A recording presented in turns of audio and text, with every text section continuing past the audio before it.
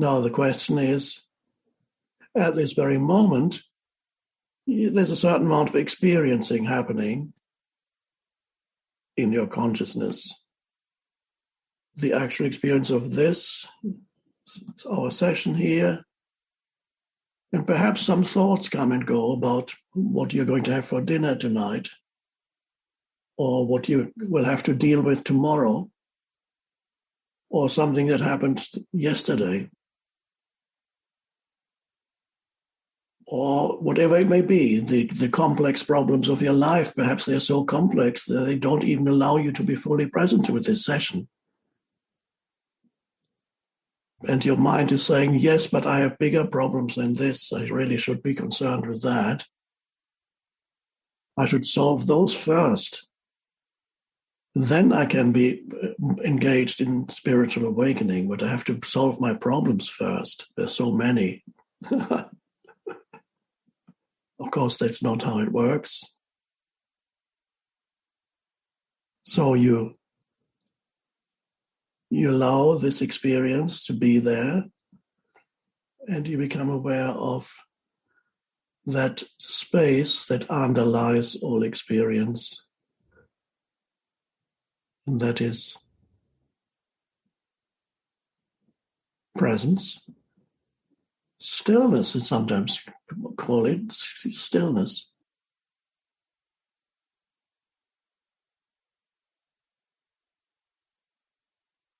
Now, what is stillness? A cessation of the stream of thinking.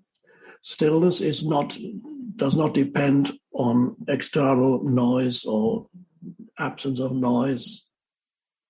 Stillness also doesn't depend on whether you are moving or you're sitting still. As you know, the word stillness in English could refer to absence of sound, or it could refer to absence of movement. So when there's absence of sound, it's very still. Or when you're not moving, or you can say to a child, sit still. Don't fidget so much. Sitting still, absence of movement or absence of sound. But when we use the word stillness, it refers to something else that can be there even when there is external sound and even when there is movement. It's an inner dimension of consciousness, the stillness. In the gap between two thoughts, for example, now, that was it. Now, there's nothing memorable there. You can't remember it. It's not an experience as such, because it's the background to all experience. So you become aware of the background to all experience, which is yourself, consciousness. That's a liberation, and that is a shift in identity from being identified with the foreground, which is sensory experience, thoughts, and emotions. The foreground of your life. For most people, it's not the foreground, it's all they know. So there's sensory experience, thoughts, emotions. And then that's the foreground. The background is the space. Now, there are many words we can use to point to it. It doesn't matter what we use, whether we call it stillness, we call it space, call it awareness, consciousness. And again, awareness, again, is used a lot these days. You read about awareness, growing awareness, making people aware of this and aware of that and aware of that. But this awareness is not the awareness of something, it's the awareness of awareness, self-awareness.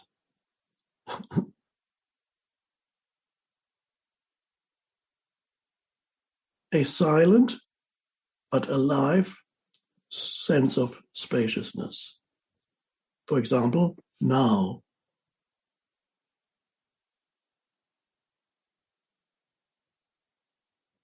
And now.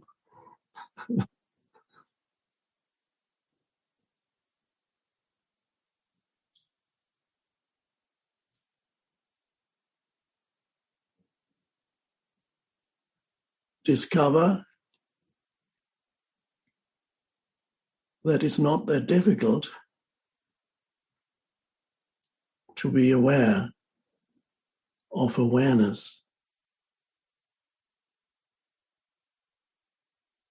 And then you go about your life, which is the foreground, without losing again, another image we use is without losing the vertical dimension. You're able to handle the horizontal dimension of your life. Whatever you have to do here in this world while you're here as a physical body. But you don't lose touch with the vertical dimension, which is the timeless dimension. Then that's being rooted in the unconditioned consciousness. And that is not yours. And it doesn't really have a location. It does not have a geographical location.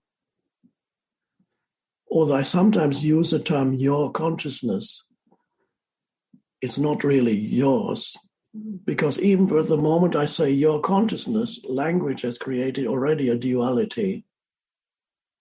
You and your consciousness. But there isn't you and your consciousness.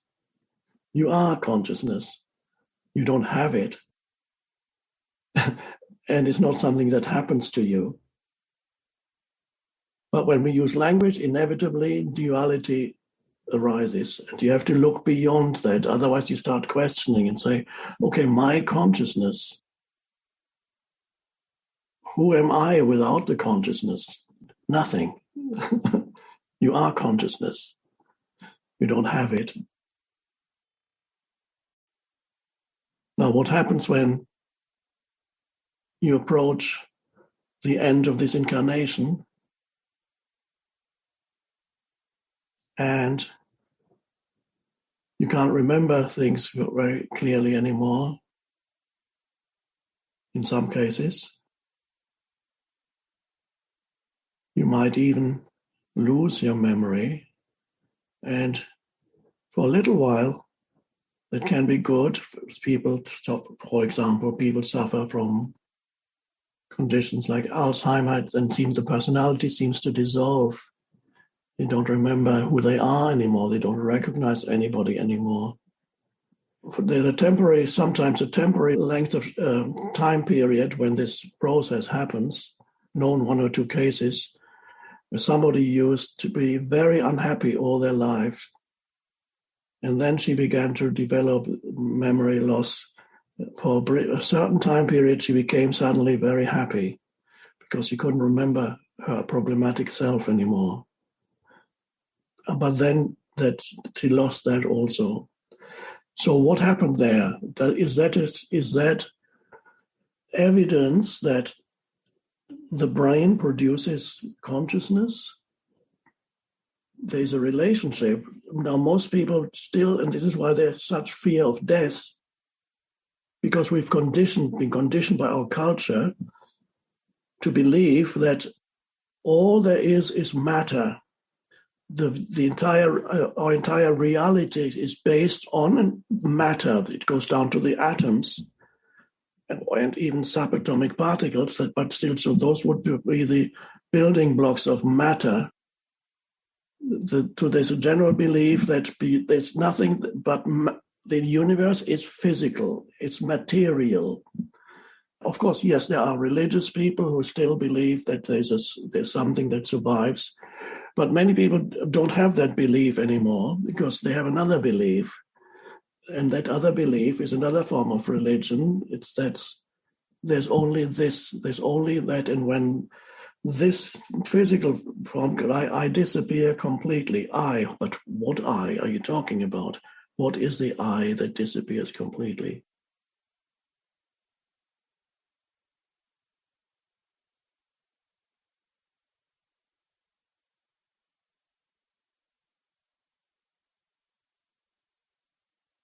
Consciousness is by many people regarded as an inexplicable byproduct of brain activity. They don't know what it is. Scientists have no idea what consciousness is. And they believe it's the term is an epiphenomenon, which means a byproduct of mind activity. This is a physical organ that somehow produces something that we don't understand, and we call it consciousness. Is that the truth? No. But some scientists are beginning to suspect that that is not the truth. There is a relationship between the brain and consciousness, but it's not that the brain produces consciousness, but the brain is a channel through which consciousness filters into this dimension, enters this dimension. When somebody loses their memory completely, as in the case of Alzheimer, consciousness, it can no longer express itself clearly through the medium of the brain. In the same way that when your cell phone is defective, you can no longer, or your computer, you can no longer download all the information that's in the cloud, as they call it, the cloud. So then suddenly the information is defective. It doesn't work anymore. Bits and pieces still appear, but it's not, you can't download it anymore. It doesn't mean that the consciousness, that the cloud is not in the computer. It was always a download, that's all. And so then the instrument becomes defective. And then the instrument dies. Consciousness withdraws. When people use their memory through Alzheimer, the consciousness that they are withdraws more gradually. They die before the physical death happens. Consciousness is already withdrawn, cannot use the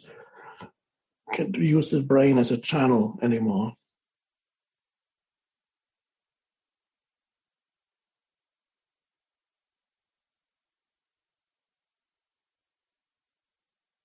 So the fundamental spiritual practice is your attention, return your attention as much as possible to awareness during the day, many times. Simple things. Great spiritual practice I recommend today. Windows. You always have a window somewhere. So there's a window. Take a few step backs from the window. So you use the totality of the window. And then you look through the window. It has a frame. And you contemplate what's there. Very attentive, alert. You observe what's there without labeling it mentally in any way.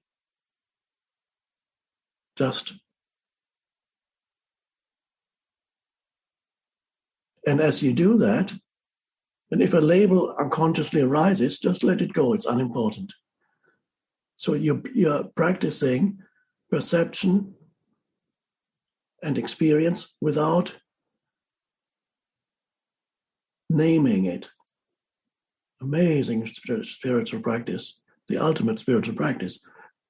You experience it through sensory perception, but you don't name it. And yet you know what it is, but not conceptually. On the other hand, also, you also know that there's a deep mystery of what you're looking at.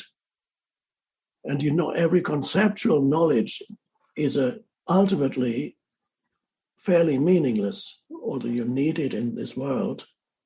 But when you call a tree, you still don't really know what it is. You just attached a label to it. And the label prevents you from looking more deeply and sensing the tree more deeply. So whenever there's any window you have, look out of the window for a minute or so and simply contemplate alertly what it is that you see, but without calling it anything. And then at the same time, and so that's not all, at the same time, as you perceive, be aware of yourself as the perceiver. Not the person, the historical person. No, the consciousness that is perceiving. When you don't label and name things, then you're not a person anymore. You're the consciousness. Basically, you have died already. This is the good death, the death of the person. And you can have this death many times in one day. When the stream of thinking stops and awareness remains, you have died as a person. And what arises where the person was is awareness or consciousness.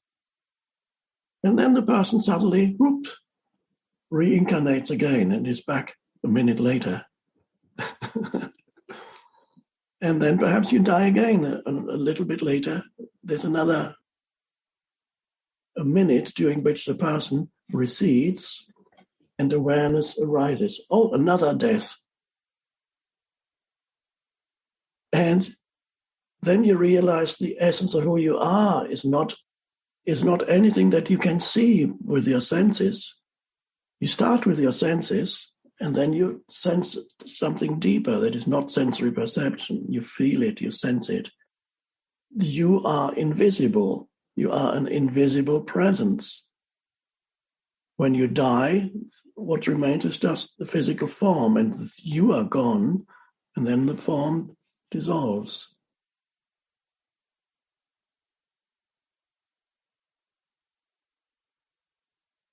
Sense this invisible you that is not the body and is not psychological memory or anything like that.